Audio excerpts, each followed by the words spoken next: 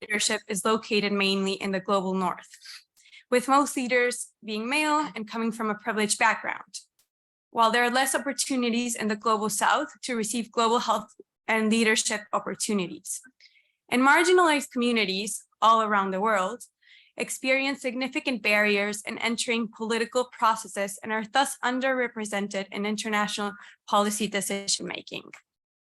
So in this panel, we will discuss what emerging leaders look like in different contexts, as well as their potential for addressing current health inequities.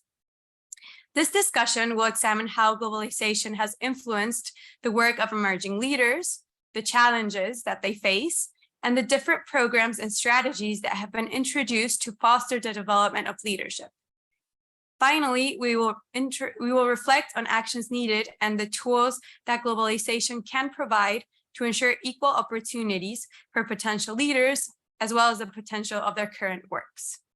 So I am really honored to be here among 5 amazing speakers, and I will now proceed to introduce them. We will be talking for about an hour, and then I will allocate the last 15 to 20 minutes to Q&A. So please, if you have a question, don't hesitate to write it down and ask it in the end. So next to me is sitting Dr. Ghaffar. And Dr. Ghaffar has extensive experience as a physician, professor, scientist, and senior executive in the UN and government. His career spans over 35 years, starting as a public health physician in his home country, Pakistan, and later working in different leadership roles in the Ministry of Health Pakistan, Health Services Academy, Islamabad, and the World Health Organization. Most recently, Dr. Ghaffar served as the executive director of the Alliance of Health Policy and Systems Research at the WHO. He also launched the first ever Young Professionals program. He has advised many governments in designing and implementing interventions for strengthening health systems, helped establish policy and research institutes, served on technical and advisory boards, published more than 140 peer-reviewed papers, and led the writing and development of several global health reports. And next to Dr. Ghaffar is sitting Ms. Alison Collard de Buffon. And Alison is a dedicated global youth road safety advocate involved with various organizations. She is the North American representative on the Youth Leadership Board for the Global Youth Coalition for Road Safety, works as a Vision Zero for team member at the National Center for Safe Roads to School, and is the founder of the Vision Zero Youth Council. The Vision Zero Youth Council is a fully youth-led organization that advocates for meaningful youth engagement and safe, sustainable, and equitable mobility. Next to Alison is sitting Dr. Milagro Sanchez, coming from Argentina. Milagro is a primary care physician, specialized in infectious diseases with a focus on HIV, tropical medicine, tuberculosis, endemic and neglected diseases. She is a medical educator at the National University of Buenos Aires and works at Muñiz Hospital, a reference public center for infectious diseases. And next to Milagro, we have Ms. Tarine Crepy. Tarine is the president of Safe Kids Worldwide, a global nonprofit dedicated to protecting kids from preventable injuries. For nearly 24 years, Ms. Crepy has dedicated her career to making a meaningful difference in the lives of children and families, especially the most vulnerable. As president of Safe Kids, she works with partners, donors, legislators, and community leaders around the world to develop and implement strategic initiatives, create partnerships, and inspire behavior change to keep kids safe at home, on the road, and at play. She is a passionate advocate on Capitol Hill and is dedicated to finding new ways to reach high-risk and underserved communities. And in addition to her work at Safe Kids, she is also committed to other organizations who share her passion for helping children and families, serving as a board of director and a member of different organizations.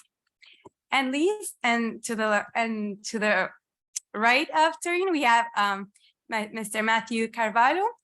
And Matthew is a researcher at Georgetown University, specializing in planetary health law and diplomacy.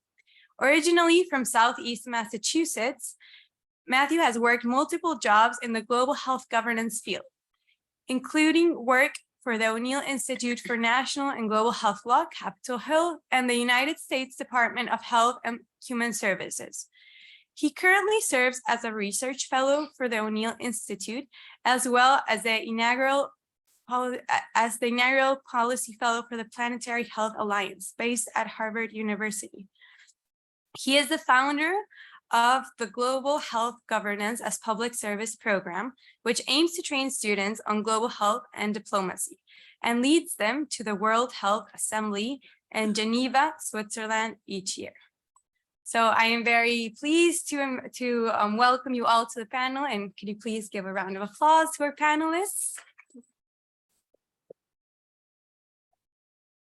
Great. So I know that you all come from very different backgrounds and are doing very important but different work in health. So first of all, to start the panel, I would like to ask all of you what an emerging leader looks like to you in your field, in your work, and who you actually work with. So we're going to start today with Dr. Ghaffar and then move to the right. Yes. Thank you, Anna, and good morning, colleagues. So you can see I'm not the only young person on the podium, but I have invested and worked with a lot of young people, and that's the experience I would like to share. I think it's not a science, but it's the experience I'm sharing. There are three things. When you meet a person who has the potential to be a leader, it's not that the person is a leader. There's something you can find in the first 5 minutes. It looks very odd, but it does happen. And what is that thing which you like to look? Somebody who is likable, has good communication skills, and is willing to engage. There are people you see even in the elevator, they don't say hello. And the people you just see on the bus, and they start chatting and talking, and then you talk everything. I just met a colleague, I don't want to put under the flash, that I just had a bet with him that he is going to be a global leader in the next 5 years. So I think that's the first thing, likable person with strong social skills. But the most important thing is someone who is willing to learn and does not think he or she is outstanding. He or she might be outstanding, but if you keep on looking that you are outstanding, you are A+, then you are very different. You are going to be disappointed in life sometime, but you are not included into the A+. If you are A+ and still you want to learn, you want to change, you want to adapt, you want to hear, you are going to be a much better leader. And if you want to be a leader, that's most important, that the flexibility and the learning mindset, which is important. And that brings humility. You have to be very humble as a leader.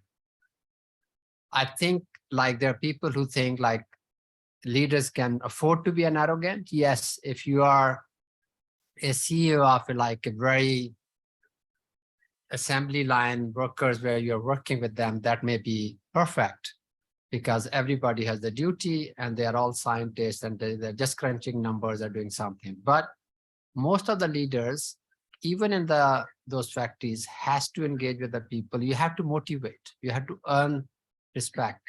And that is where the leaders, it is not that you can enforce, you have to be humble, have to humility and earn the respect. And I think all leaders emerging are potential, are people, they have to be generous and willing to give and help, especially to those who are poor and unprivileged. So the one thing I would request to all of you who are interested, and I think you're all very bright and young emerging leaders, always look for the opportunity where you can give to somebody who is not like you. Because I think people like to work with the bright people, with the best people, with the people who are very competent and capable. You should. That should be your group. But also look, is there a way that you can engage with somebody who is not that bright, and you will realize in the end that's a better investment, and there are people who will become better leaders in the future. Thank you.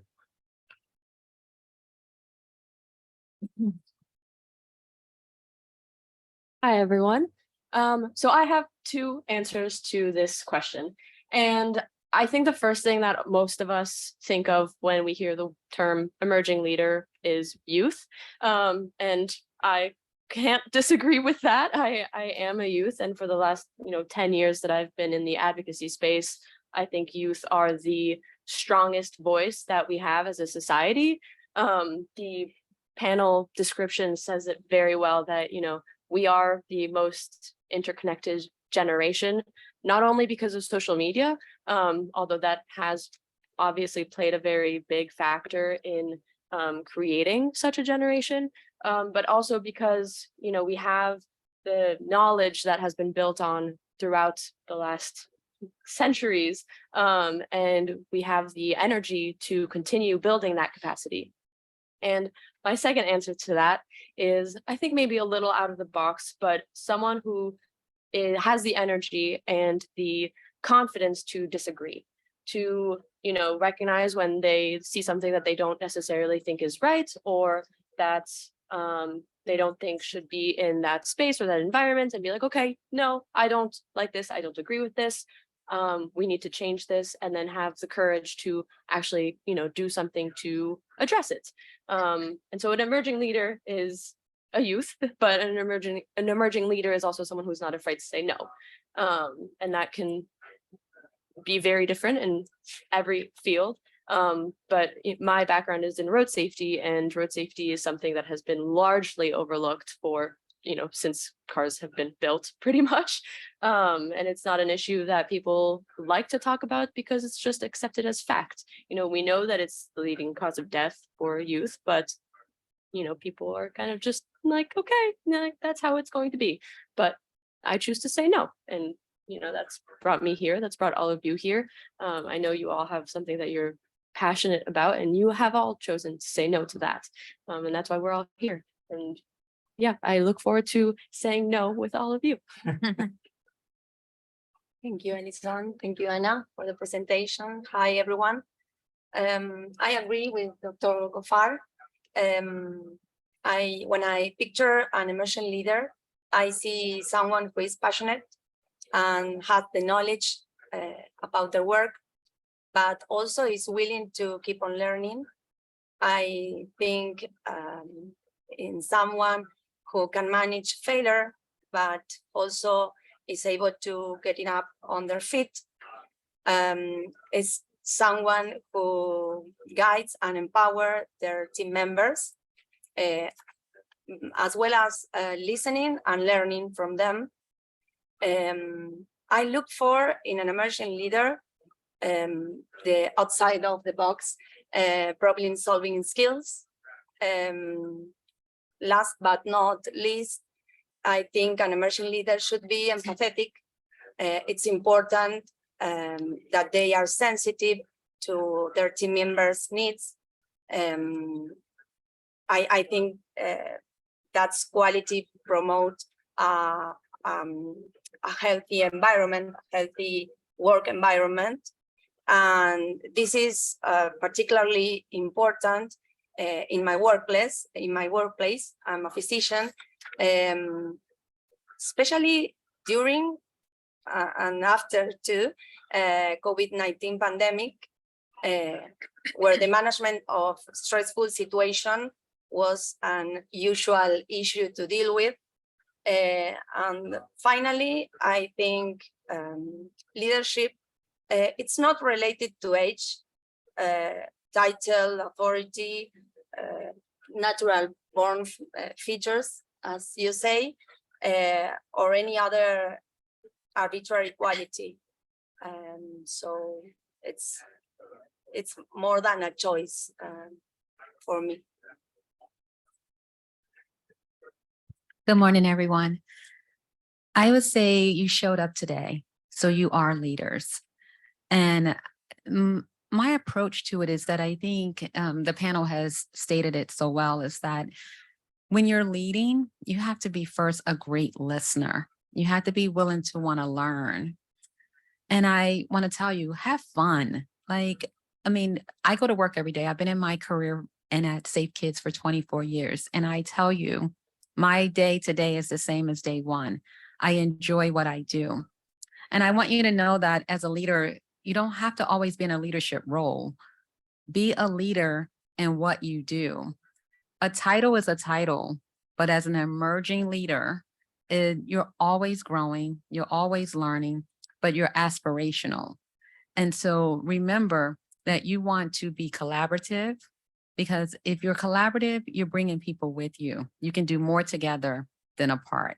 And so I always encourage my staff when they come in as young professionals that I want to help you build your career, whether it's here in this organization or to help you build the tools and the skills that you need to take somewhere else. But treat every day in your position as a day that you want to continue to grow. We're always learning. We're never going to stop learning. We can read as many professional books that are out there, and they're going to all say the same thing in the end. But you show up every day, be authentic in your work, and always be transparency. And don't ever, ever stop asking questions. Ask questions, because questions are going to help lead you to the next question, to helping you grow. So remember, today you're all leaders. You showed up to this because why? You want to continue to be aspirational and grow.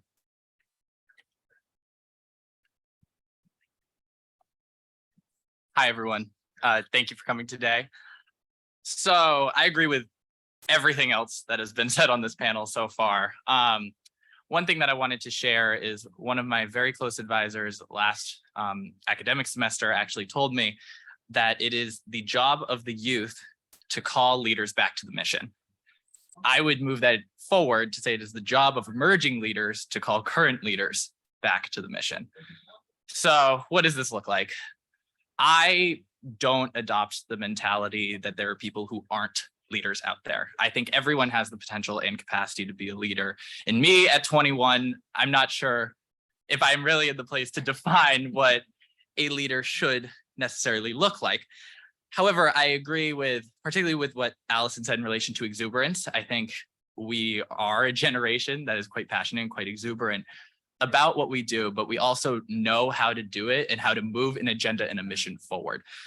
I 100% agree that a leader is someone who listens. The most passionate leaders I know are sometimes the most quiet in some ways. And I think being someone who is constantly very engaged, very outward, very energetic, I have so much admiration and so much respect for those who are able to sit back and just kind of observe a room and be able to see what place they fit into it and how they can move it forward. I think a leader, an emerging leader in particular, is not cookie cutter in any capacity. An emerging leader takes many shapes, many forms, many environments in many different ways. But the one thing I would say, particularly with youth leaders and emerging leaders, is I have never met someone who I consider an emerging leader who does not want to in some way better the world, make the world a better place, and move the idea of the fact that the world should be a great place forward. And I think that's an idea and a concept that we have to hold on to and also inspire others to move forward in their own way. I think leaders exist in research labs, leaders exist on the global stage, leaders exist in classrooms.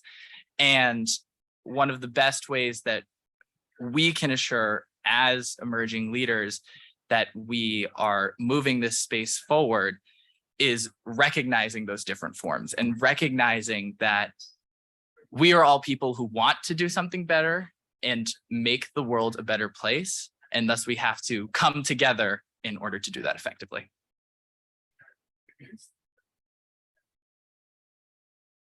Great, thank you so much.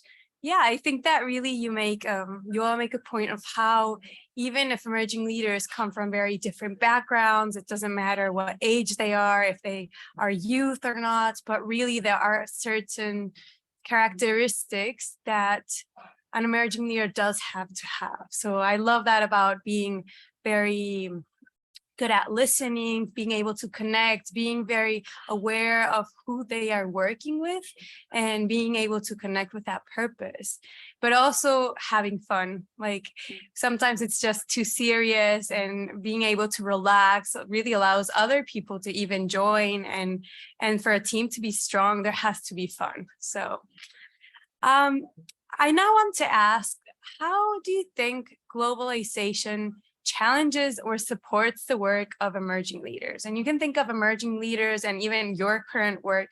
How does it support or challenge it? And this is a question for all of you as well. Should I start? Yeah. Okay. So thank you again. So, and I think like Alison, in fact, touched on the globalization in her response.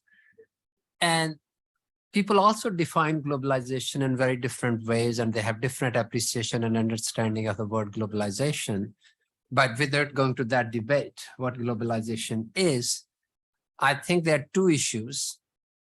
One is positive because you asked for the challenge and sport.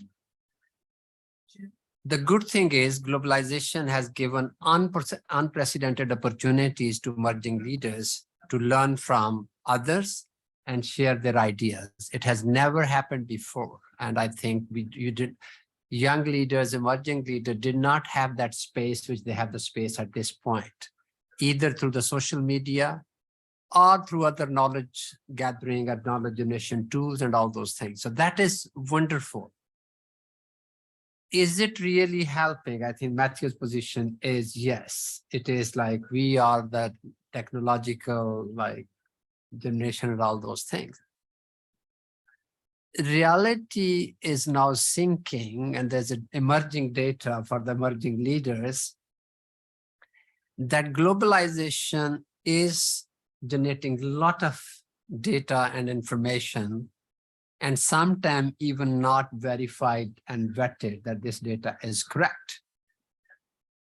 And because young leaders, emerging leaders, they want to take a lead, they want to contribute, they want to be visible, they want to be present because they have the energy and they want to do good things by design or by intention.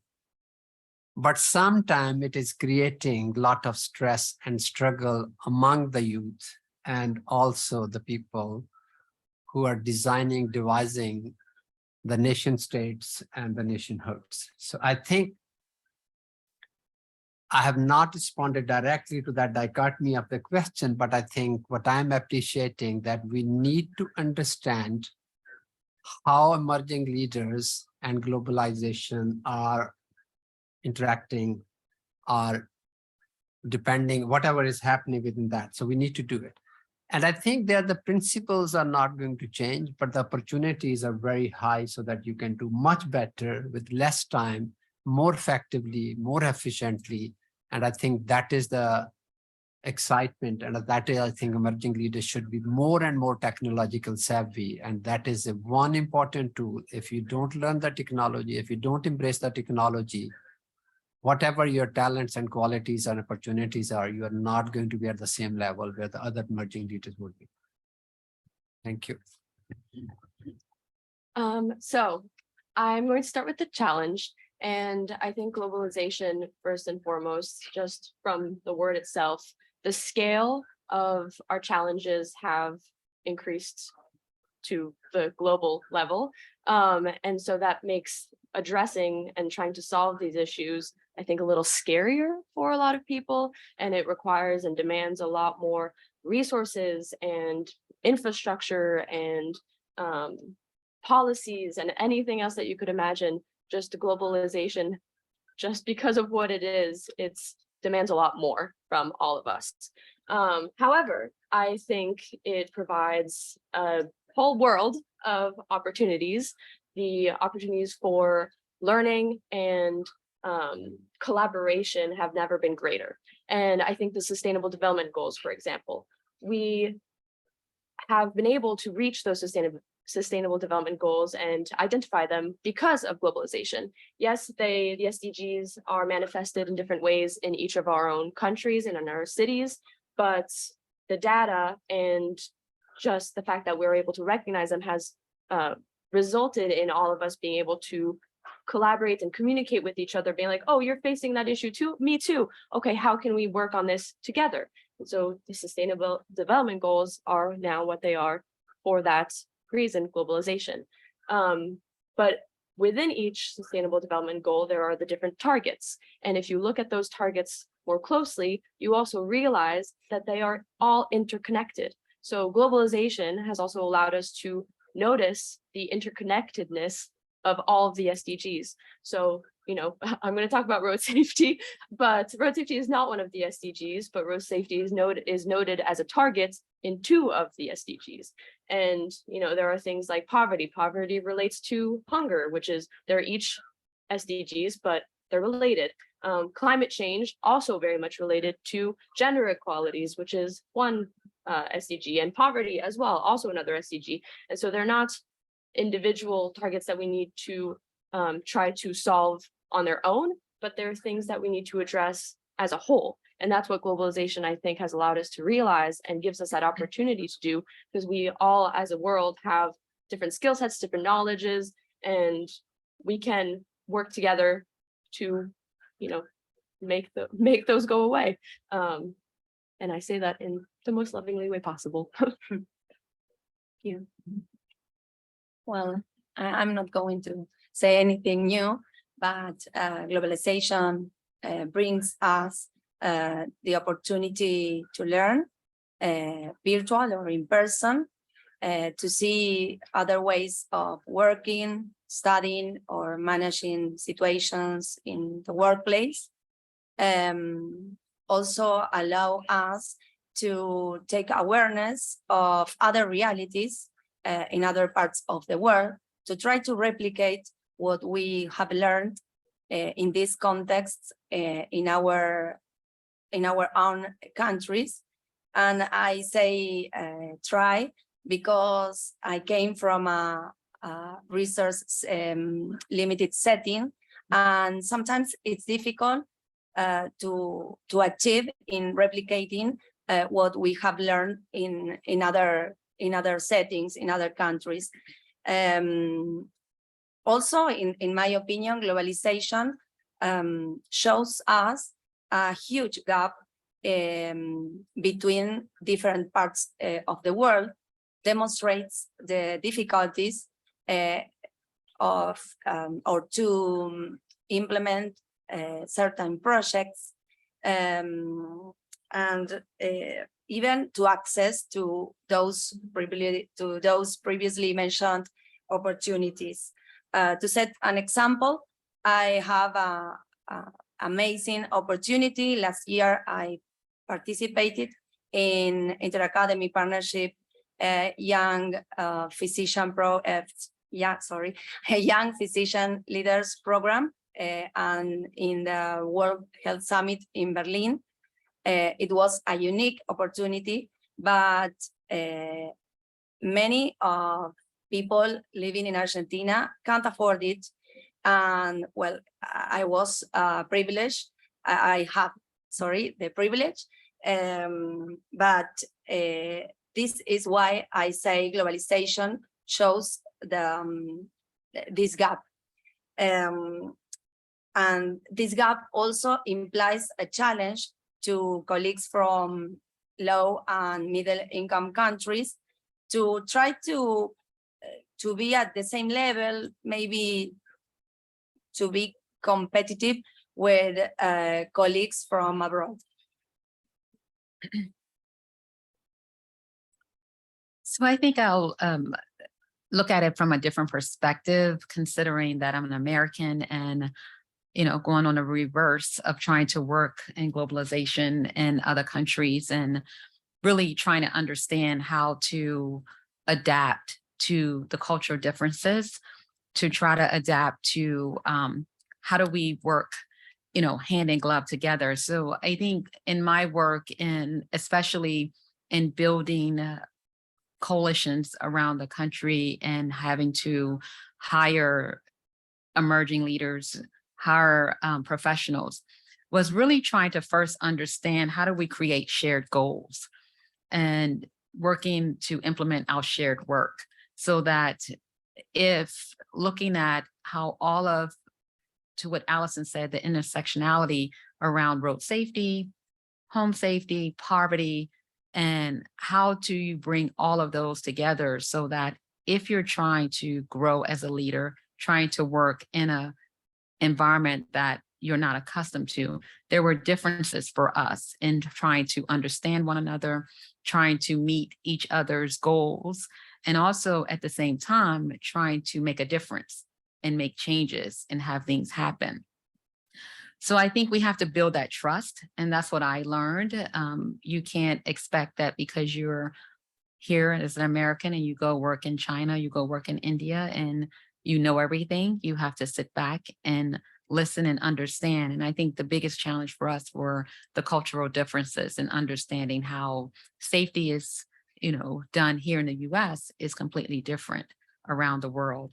And so for us, we really took the ownership of hiring and learning and understanding that when we went into another country, we had to maintain that balance and working together. And I will tell you that from a globalization, we do follow the SDG goals. It's a priority in what we do. And it's on the front line of making sure that we are addressing and understanding the differences between the countries that we work in, as well as what we have here. As you all know, globally, data is not readily always available or reported the same way it is here. So we're trying to really maximize when we are recruiting that it doesn't always have to be someone that is very high academic. It could be someone that's been on the ground, that's been doing the work, that have the knowledge, the expertise, and the experience. And I think when you merge those two, you're building leadership from both sides of the spectrum of education and also applied learning that's in the field. So I might also pivot a little bit because I recognize that talking about globalization at 9:30 in the morning sometimes can be a little bit difficult.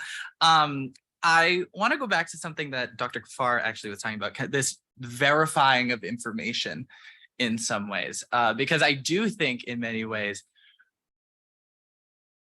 we see significant difficulty with disinformation, misinformation. Who do we trust? Where do we go? What do we do in this more globalized world that we see, particularly in relation to social media and stuff like that? On the other hand, I can personally say that there have been instances where I've gotten more verified information from TikTok than I have from professional media outlets. So I think it's a double-edged sword in some ways. And one of the benefits that we've seen of a lot of that is this localization of information. I think that the global health world can become very filled with jargon very quickly. We say things like the SDGs, the WHO, the IHR, the whole alphabet.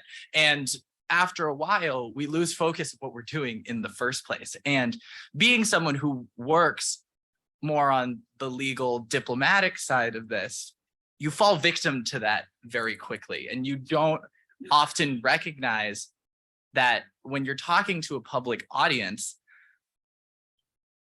things like the international health regulations are not common terminology that's used. And I think something that we have witnessed, though, is some of those more abstract multilateral concepts becoming localized, becoming public. I mean, there's been more conversation about the Pandemic Preparedness Treaty than I think we've seen with most other conventions that have ever happened in the global health space. And I think that that is a benefit of globalization in a lot of ways because of this dispersal of knowledge and information that we've been talking about. And I think one crucial aspect that emerging leaders can focus on is using that to our advantage and saying that this information is local, it's public, it's accessible. There are non-governmental organizations that are now present in kind of these international bodies and these international meetings. And we should be using that to make processes that we've so often seen as kind of closed door in Geneva, in New York, here in DC, making them accessible and making them translatable to everyone around the world. Because that's how we build trust in a world of misinformation and disinformation. That's how we make sure that we're unifying the world around a common cause. And I think that's going to be really important in a time where we're constantly questioning what information is reliable, what information is verifiable. Because if we're all coming together and verifying that information as a group, as a cohort, that's when we move forward against mis and disinformation in the first place. That's how we move progress forward. So I think in regards to the international governance structure and kind of more of the diplomacy that we've seen at the higher level, I very much appreciate the fact that the more globalized world that we live in has made that more attainable for all people across the world. Yeah, thank you. So,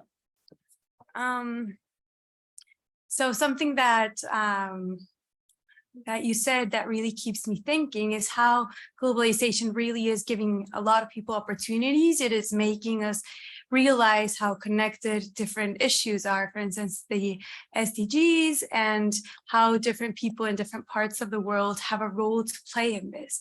But also the inequalities that also come with globalization. Globalization isn't really providing tools for everybody. There are people that are benefiting more from these, and globally, if we see it at an international level with countries, but also within a country. And that emerging leaders don't, some of them can come from an academic background, but not all of them have to. And emerging leaders can represent the issues that are really affecting them, and they should be the ones that are representing them, not other people for them. So now I would like to ask if there was one experience or moment in time that specifically highlighted the need for emerging leaders in your eyes. And if so, what was it? And this is a question aimed at Allison and Milagro and Matthew. Thank you. So I'm going to take you all back to just under 10 years ago. So I was 13, and I was a freshman in high school, or almost a freshman in high school. It's been a while, but I had just lost one of my friends to a reckless driver, and I didn't know that, within a year of that happening, I would lose 2 more of my friends to reckless drivers. And that's how I am here today, but that's not the story I wanted to share with you.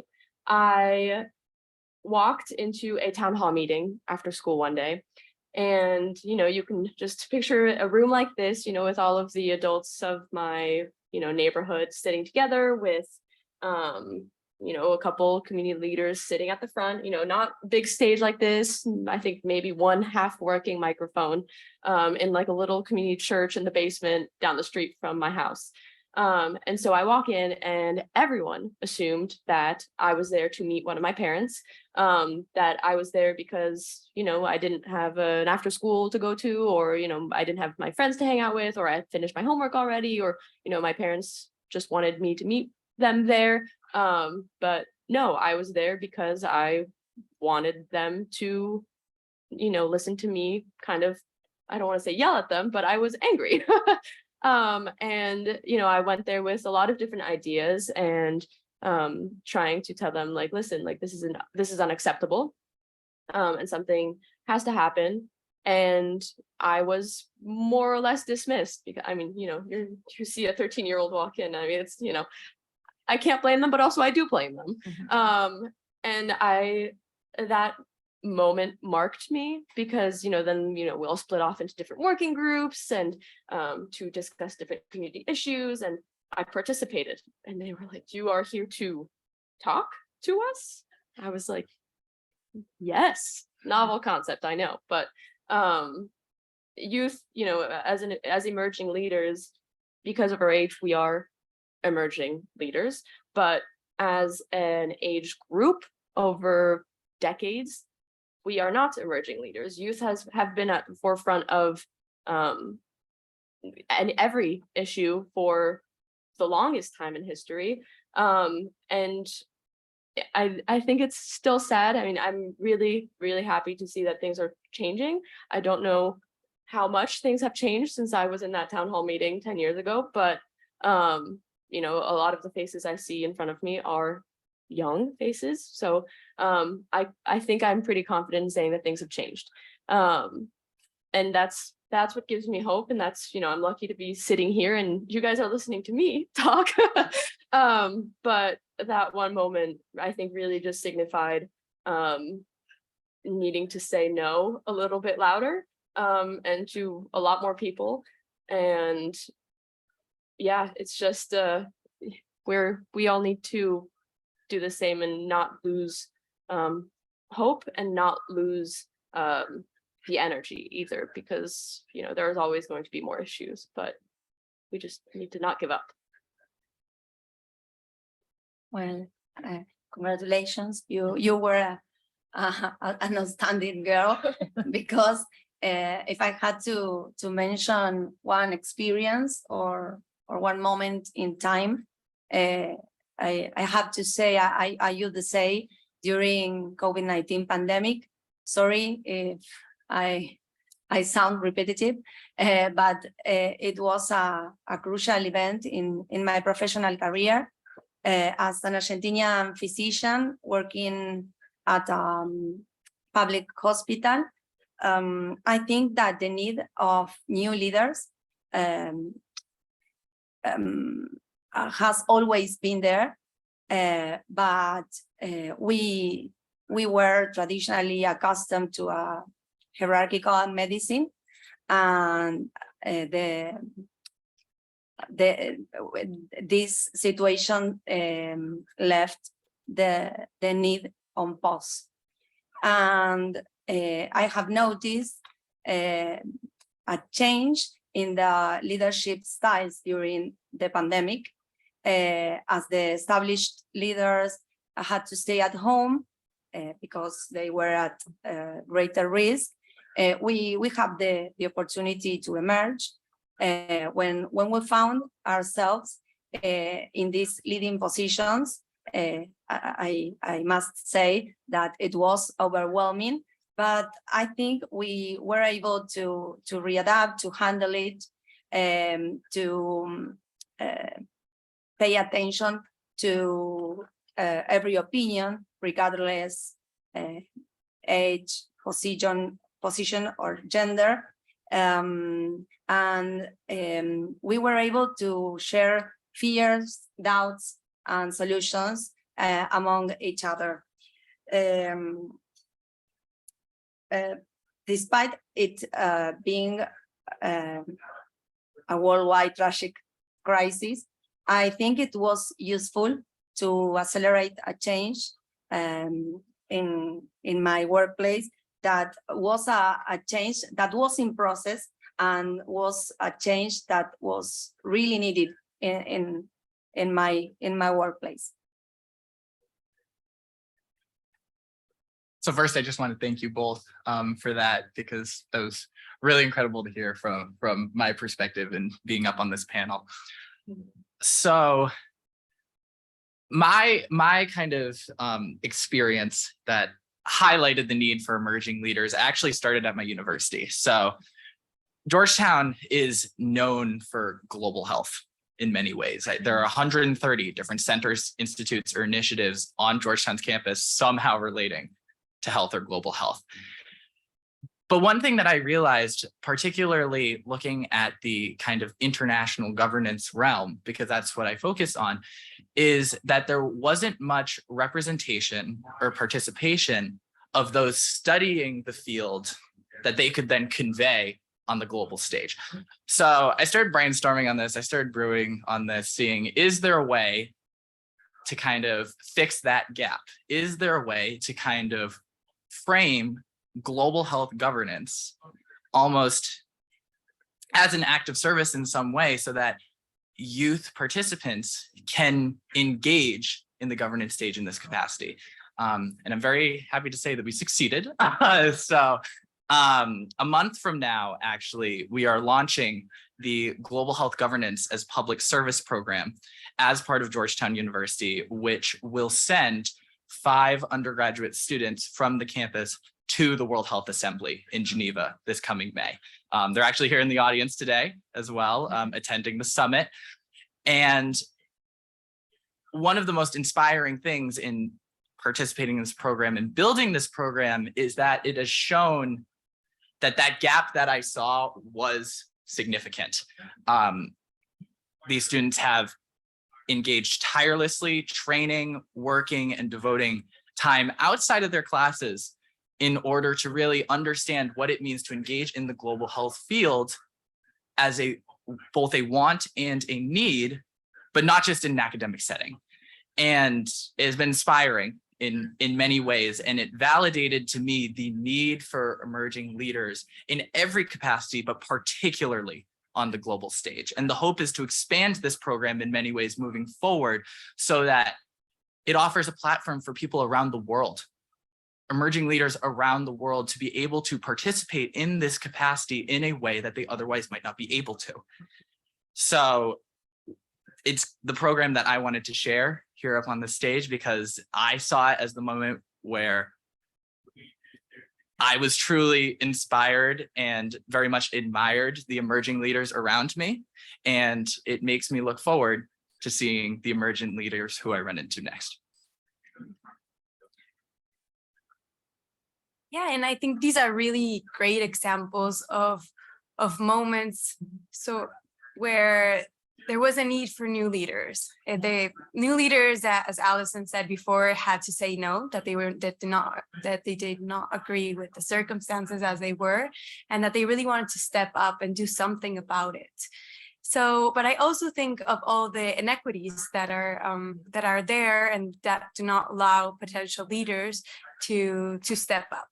So in this next question, and I want to ask Taurine first and then Dr. Ghaffar, how can we promote equal opportunities for emerging leaders all around the world? Yeah, I mean, I'm doing a big project right now here in the US, and it's going to be launched in July, and it's equity and child safety. Every child deserves the right to grow up healthy and safe, no matter where they live, no matter where they go to school. And I will tell you, we're in 2023, and it's been a challenge to really understand the disparities, not just in what I do every day in child safety, but just in terms of how to continue to grow and change the dynamics of the field that I'm in and have others have an opportunity to be a leader in the field of injury. I would say the field is very populated with women, but women that don't look like me necessarily. And so how do I, do the work that I've been doing and make a difference and change? And, when we talk about equity, everyone wants to put a race to it, but I'm talking about the socioeconomic. I'm talking about the disparities in terms of how we live each day, the poverty, the food insecurity. So we don't understand that people with disabilities, they fall in that category too. And so one of my jobs has really been to really go talk at universities, to really elevate public health and the understanding of public health, that it's not something that's just centered around diseases. It's other things that we can do as a society to make a difference and to change. And so for me, looking at the disparities and just in the academic setting, I mean, when you look at the universities here in Washington, D.C., just to attend one of these schools, what it would cost. And so how do we start to evolve, and really not just when we get to be thinking about how to become a leader? I have a 15-year-old son who goes to a college prep school here. It's a very prominent school here, and I tell you, it's very intense. But what I've enjoyed the most about it is that it's teaching him right now how to be a leader and what he needs to do to become a leader. And it's also diversifying the types of careers that students can go into to help them understand. I don't know how many students understood public health before they went to college. I don't know how many students understood the importance of global health before they went to college. But how do we make that change before they enter college? How do we start having those discussions now? many times kids want to grow up and they want to be what? A doctor, a lawyer, I mean, a fireman. They want to be other things because they don't know about what else is out there. So how do we work towards elevating? So I think leadership starts very young. It starts with educating at the school, at primary school levels. It starts in the home. And so what I've done is really express to my son, of course, everyone, I want to be an NFL player. I want to be an NBA player. And I'm saying there's so much out there for you to do. And I think, public health to me needs to be elevated. I love to see physicians going back, getting an MPH, because I think what they do a lot in terms of research to practice, it allows them to see what really injury is about and how they can be on the front line of solving those problems. So I think in becoming a leader, it starts way before now. And I empower all of you to go back to where you sit and understand, where can I start my mentoring? Where can you 5 that are going to go to Geneva, where can you come back and really start talking about what you're learning now to those to help bring forward? Because I think that's what's going to diversify this workforce and being able to really understand where we need to go. So thank you very much, Madam. And I think I agree with all of you, what you have said. However, I think Anna was saying, word is very unfair. There's a lot of disparities, inequities, inequalities in this world. And I firmly believe there are very great emerging leaders in each country, each territory, and each area. However, one, they don't get the opportunity, they are not exposed, and there are many reasons. The reason is income. The reason is like the culture, societies, and the opportunities. And I can tell about myself. I was born in a village in Pakistan, and my father was an educated man, so he believed in education. But I still always think there might be 200 other children of my age at that time when I had the opportunity to go to the other schools and study. They were never exposed, and I'm sure they were all much brighter than I am. But I had the opportunity to go to the medical school. Then I went to Boston University School of Public Health. I went to Clark University. I went to Graduate School of Management. I went to Harvard for my postdoc. I went to Hopkins for my PhD. But it is not that it's making me the leader, but these are the opportunities. I'm sitting with you guys and talking, but there are a lot of people who are not getting that opportunity. So that's the first thing. If we want to promote, all of us sitting here has to make a commitment that we will do our best, whatever our capacity is, whatever our position is, that we want to promote that the world should invest in emerging leaders. And that's the best investment. That's the data. There's no question about that investment.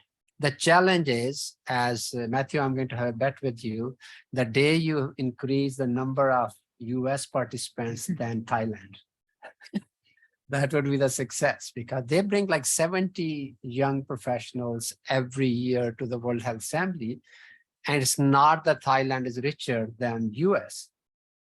It is just the mindset. Somebody has tried that we want to invest in the next generation of Thai girls and boys in the global health. So that's what you are starting. So that's the first recognition and the realization that we need to invest. To me, the second most important is there are a lot of barriers, even if somebody wants to do it. Those could be structural, legislative, or managerial. And I'm going to use some very painful example, and some of you are hurt. I'm very sorry for that. Till 2019, in WHO, 90% of the interns were either Americans or Canadians. 90%. Out of remaining 10%, about 90% were either from UK or Europe. There was a zero representation of any young professional, which were the interns, from any low and middle income countries. And you know what was the reason? There was no system. There are very few people who can afford their young boys and the girls who can come to Hopkins, Harvard, George Washington for internship. It costs money. In Canada, in US, you have the opportunity to apply for scholarships. And that has happened over the last 60 years of WHO history. Then comes a man, the Dr. Tedros, who was the Director General. He made a decision, WHO will pay for the internship, travel ticket, insurance, and a subsistence allowance for whatever the duration they are. And go and look. Now the number of interns in WHO has completely changed. So I think somebody has to do those sort of structural changes and the management decision, so that if you want to promote, and we should not assume only the bright leaders and the young leaders, because at that time they were coming only from Canada, US, UK, and a little bit from other countries of Europe because of the English language.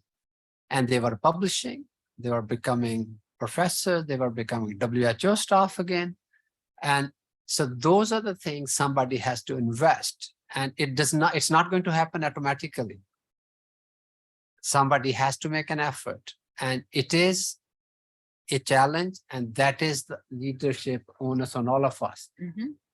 How can we convince our colleagues who are in positions of decision making? I was in a position of decision making in WHO, and I launched the first ever young professionals program in WHO.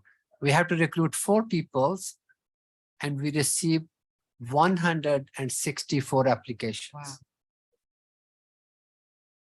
But then, because we are paying for them, then we picked the people who were not from US and Canada. No offense, but we have one high income country. There was an Australian girl. There was somebody from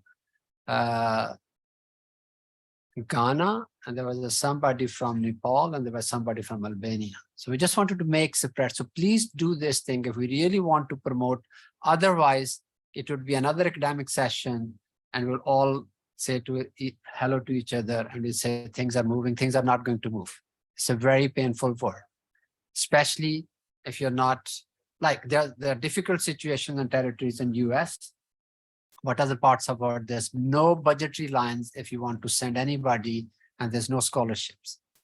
So we need to work for the high income country institutions and partners, so they can work with the lower and middle income country institutions to invest into young professionals.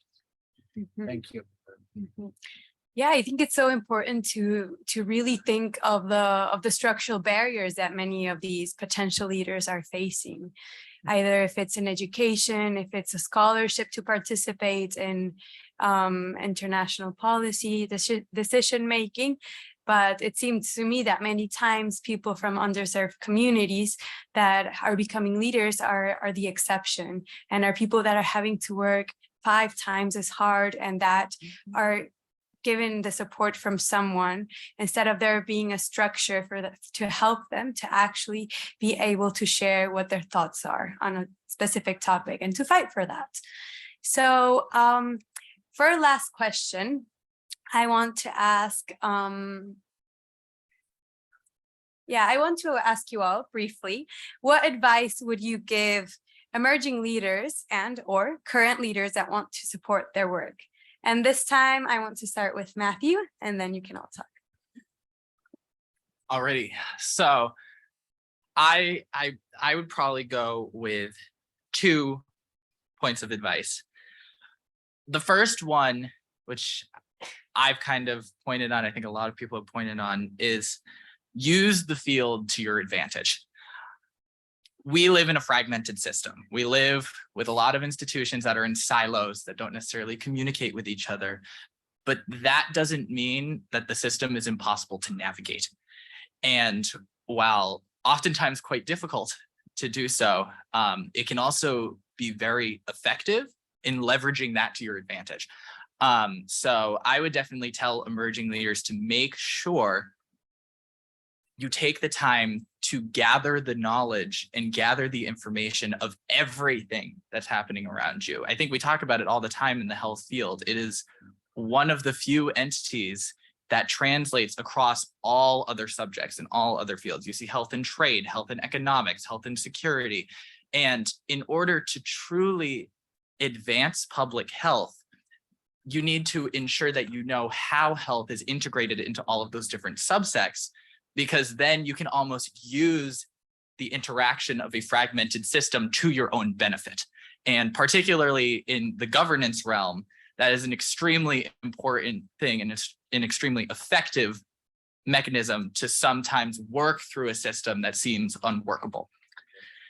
The second point of advice, and this one I might say is even more important, is never let anyone tell you you cannot accomplish something, ever. One of my advisors told me this: if you can't go up, go sideways. Find your own path, blaze your own trail. Because if you have an idea, if you have a passion, if you have a want to move the world forward to a better place, there should be no one getting in your way. And I guarantee you that there are people who will want to move that same idea forward. So find those people, go to the places where you can feel passionate, where you can feel genuinely inspired by the things that you're doing, and use that to move forward your agenda. Never, ever disregard an idea, a concept, a passion, just because someone told you that it's not possible or that you cannot accomplish it. Because I guarantee you, as emerging leaders in the room, every single idea, concept, or passion that you have is achievable as long as you are the ones who move it forward. I'll do 2 points also, and I'll keep it short. You're all here this week. I would say network. Start building your own personal board of directors is what I call it, your support system, who you can go to. But remember, listen, learn, share, and collaborate. Okay, well, for emerging leaders, my first advice would be to have confidence, to believe in their ideas and stand up for them. As you say, everyone, I think, happened a moment of these characteristics in our lives. It's common to suffer the impostor syndrome. You have to know it and to go through it. Try to go through it. And I would add seeking opportunities, getting a good guide. It's very important. Getting involved and committing to their goals, especially for women that who are 70% of health workers and only hold 25% of leadership roles. It's like a myth that the male stereotype has better qualities or the ideal qualities to be a leader. And I know there is no scarcity of well-trained and well-qualified females to get to those leadership roles. So, well, go on. I completely agree. My advice for emerging leaders is that progress is not and should not be linear. And Matthew's point on if you can't go up, go sideways, I think is a great image of, progress isn't always linear. And I think as young leaders, we have a lot of pressure put on our shoulders to always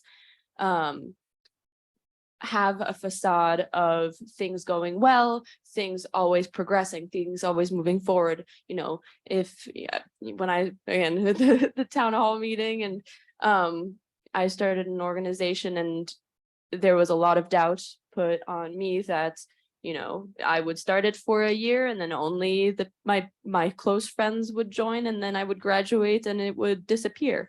And I mean, thankfully that was not the case, but sitting in front of you, I have now the privilege to be able to be transparent about it, that it's not always sunshine and rainbows and unicorns. Sometimes it's, you're sitting at what was supposed to be your general body meeting for your club, and it's just you, or it's just you and your brother who you managed to convince with like a donut or something like that to show up. Like, sometimes you're going to be alone, and that's okay. And sometimes things are going to happen that you have to overcome, and that's ideal, because then you're learning. But progress is not linear, and having the courage to be transparent about it and being able to say, you know what, and ask for help also, like being able to say, hey, like, I'm actually struggling with this. Can you help me? Or, hey, I had trouble having people come to my meeting. Do you know anyone who might be interested in attending next time? Or, as Ms. Crappy said, networking. There are so many different ways to be open and transparent about the challenges that you are facing. And now that I'm here, I can say it was a struggle road to get my organization up and running, right? But at the point when I started, I didn't want anyone to know that, because I didn't want anyone to run away from it thinking that it was going to be a disaster. But it was, at some point it was, and it's led me here, and progress is not linear. And if you can't go up, go sideways. Okay, so a couple of quick things. One, there are only three ways one can learn. You can learn only by reading. That's one thing. But don't only read your textbooks. It's very important. If you want to be a leader, you need to read history, you need to read about culture, and you need to read about politics. So that is important. The second thing one can learn is that you have some wise people in your life.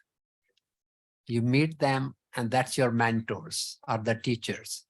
And I think it's very important that all of you should have somebody you fully trust, that he or she is wise, capable, competent, and kind to you. And remember that all relationships are based on mutual trust and respect. All of my life, I thought love is the most intense relationship. But at this age, I have realized not love, it's respect.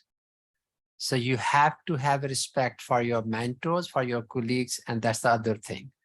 The third way you learn is travel. If you get opportunity to travel, go to different countries, meet different peoples, and I think that is what I just want to link about the networking. Don't be shy. Target some people in this meeting. When you hear a speech, go and talk to that man or a woman. Sir, madam, I want to talk to you. Have a business card. And then some people will be very stubborn and nasty. They will not respond to your email or even when you want to see him. But there are a lot of good people who are willing to help. So that's very important. The third thing is have trust in your abilities. You don't have to be like stubborn, but trust in your abilities. And then most important, there's nothing which is natural. Everything is directly proportional to the hard work. People in Argentina, like Argentina and Brazil, win football, but if you look at the number of hours the children play football in Argentina and Brazil is highest anywhere other in the world. So keep on working, hard work, and then everything else would be at your doors. Thank you. So I invite you all to give a big round of applause.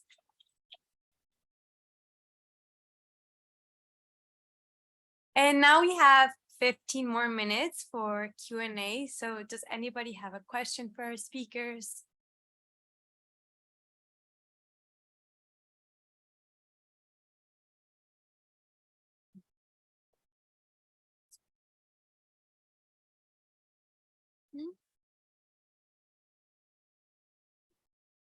Hi, everyone. First, I want to thank y'all for being here, and especially for the panelists for the wonderful advice. My name's Kathleen. I'm a critical care nurse and a UN youth representative from Sigma Nursing. And we represent over 150,000 nurse scientists and researchers worldwide. And so my question is, I realized that the most impact that we could do as young leaders is actually beyond this room, and it's out in the field. And that's actually the most challenging part, right?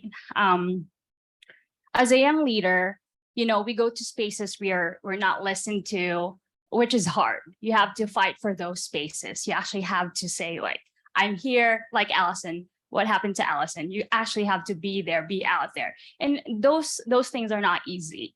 You know, even we hear from you, we take good advice, we read about it. It's actually the courage to say it there. But what do you think? What advice can you give young people like me on how to handle those scenarios or those situations that we could actually be listened to, and, you know, make it easier for us to be to fight for those spaces? Thank you. Perfect.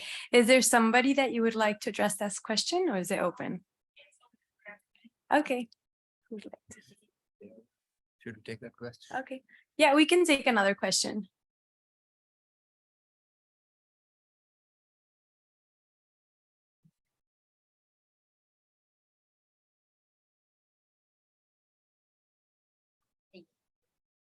Thank you so very much for sharing your perspectives. I'm Majo Brunet, professor at Ohio State University in Global Health Equity.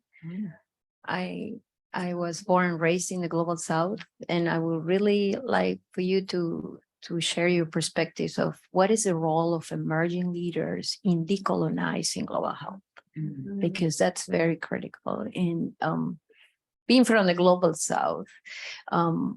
My second question relates to what Dr. Wafar brought as one of the key aspects or attributes of a good leader, and is humility. And I would like you to talk about cultural humility in particular. How do you practice cultural humility? How do you learn about it? How do you implement in your day-to-day lives? Thank you. Thank you. So I think we can answer these two questions. Who would like to? I know, Kathleen, I am turning 41 years old today, and I still have to struggle to be heard. But I think if I may give you an advice, it's to have confidence, because sometimes once happened to me that I have a long professional career. I feel maybe a bridge between the two generations, and it's difficult to stand up and go on saying what you want to say, because in my workplace, at least, the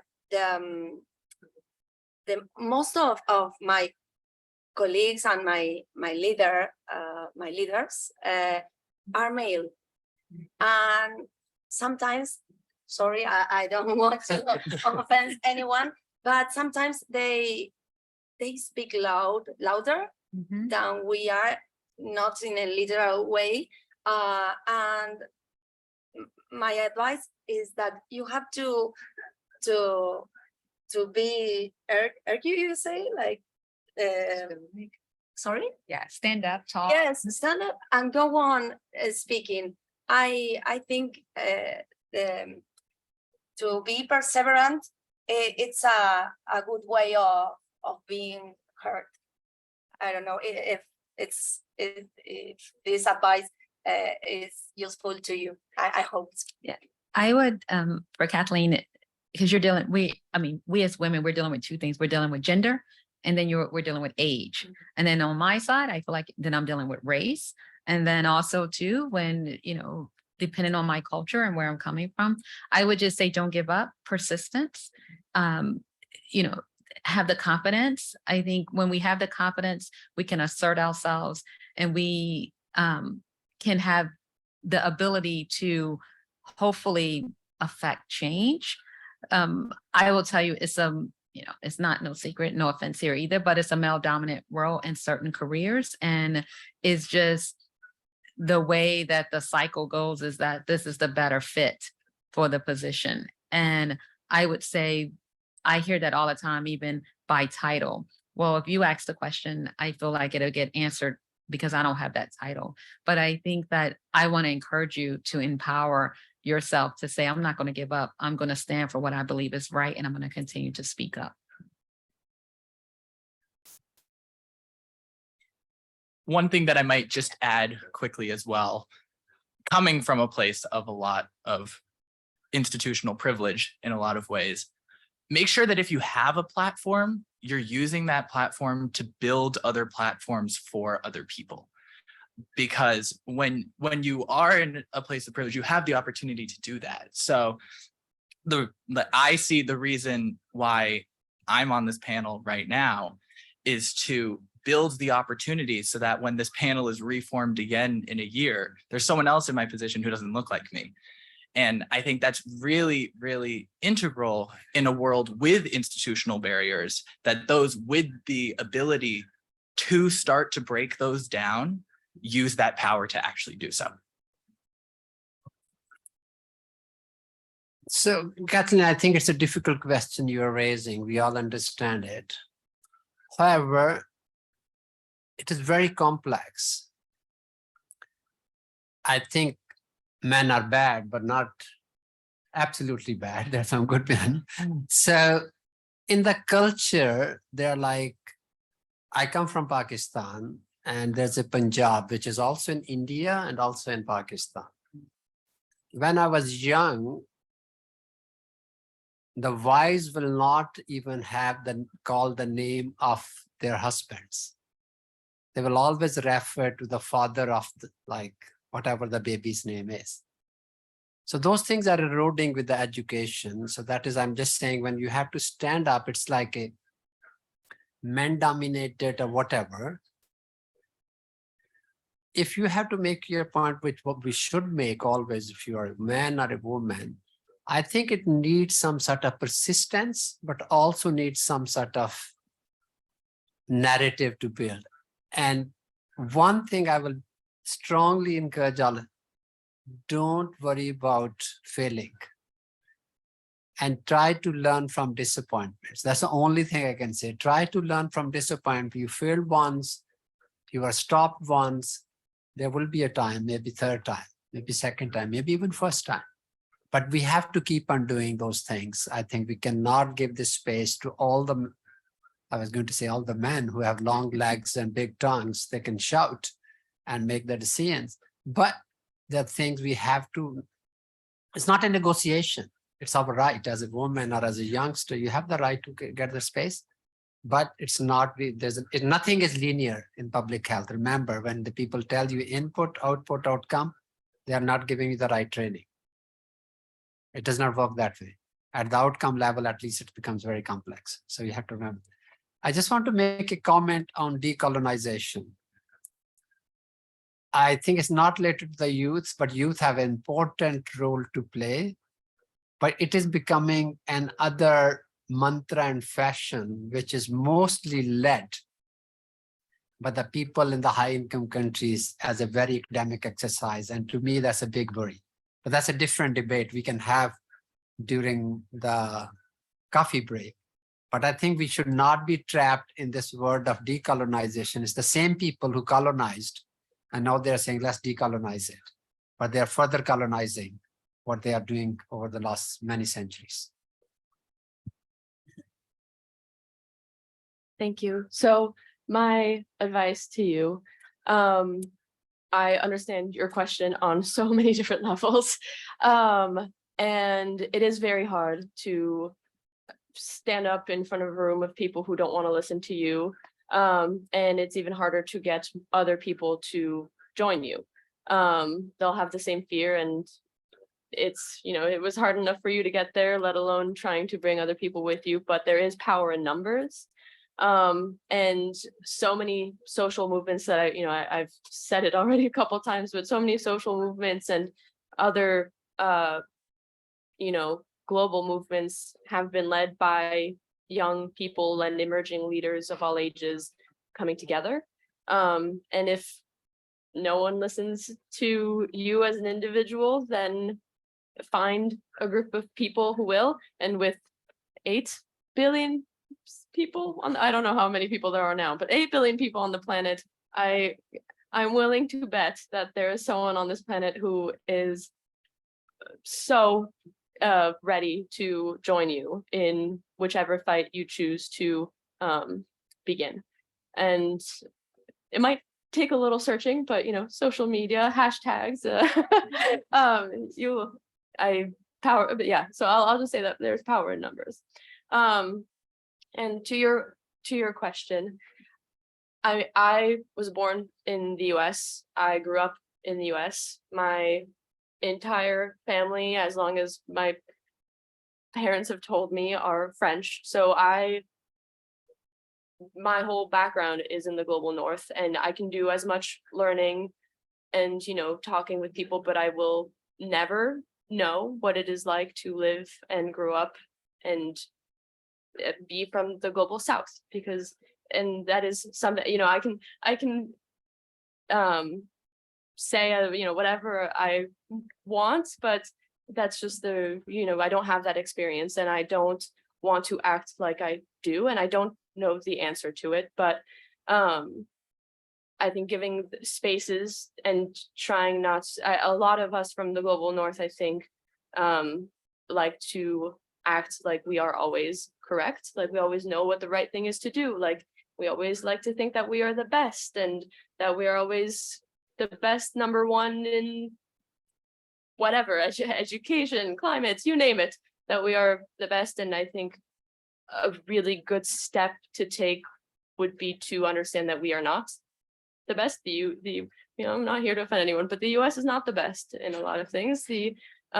France is not the best in a lot of things, and understanding that solutions come from every single part of the world, and that I have the privilege to have people, I am a woman, but I don't have other barriers to be sitting on this stage. And You are young.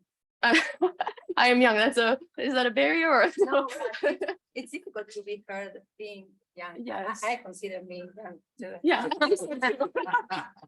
But I could ramble, but just being able to have enough self-reflection and respect to say we don't know, and we don't we don't have all the answers. We're not right. We're not right in a lot of different ways, and history shows we have not been right, and there's no other way of putting it. Yeah, I could keep rambling, but I think that's where I'll leave it. Yeah, thank you so much. To keep time for the next session, we are going to end the panel here. But thank you so much. I want to thank the panelists and the audience for also being here and asking wonderful questions as well. And I hope you all have a lovely day ahead. Thank you.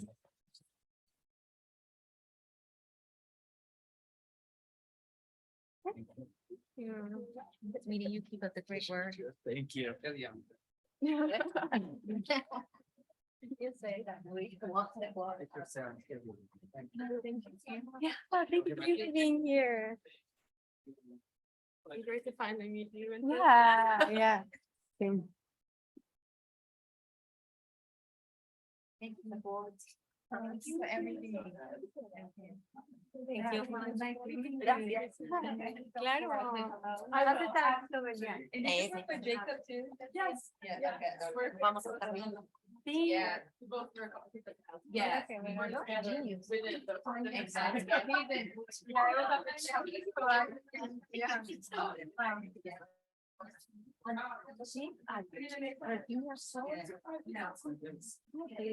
An old woman.